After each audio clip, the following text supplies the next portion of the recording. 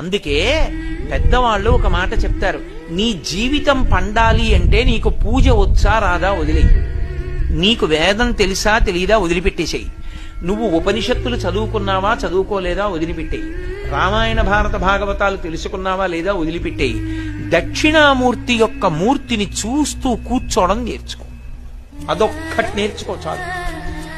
ఏమక్కర్లేదు, ఇంకా దక్షిణామూర్తిని పెట్టుకుని రోజు కాసేపు ఆయన్ని చూస్తే చాలు. మీకు నేను ఇంకా విచిత్రమైన విషయం చెప్పనా, సంటి పిల్లలు కొంచెం కొంచెం పెరిగి పెద్దవాళ్ళు అవుతున్నప్పుడు ఇంట్లో అందమైన దక్షిణామూర్తి విగ్రహం ఉండి, విగ్రహం అంటే ఫోటో కనీసం ఉండి, పిల్లలు కాసేపు దాని వంక చూడడం అలవాటైతే మీరు చూడండి, నేను యథార్థం చెప్తున్న, పెద్దలు నిర్ణయం చేసింది, వాళ్ళు కళ్ళు తిప్పి ఆడుకుంటూ ఆడుకుంటూ పాకడం కూర్చోవడం వచ్చినప్పుడు చూసినప్పుడు వాళ్ళు నిశ్చలంగా కాసేపు ఇలా దక్షిణామూర్తి వంకే చూస్తారు.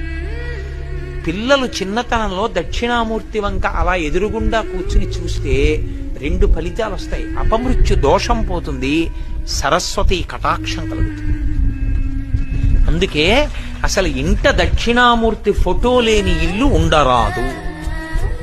అంత మంగళప్రదమూర్తి ఎవరు అంటే దక్షిణామూర్తియే.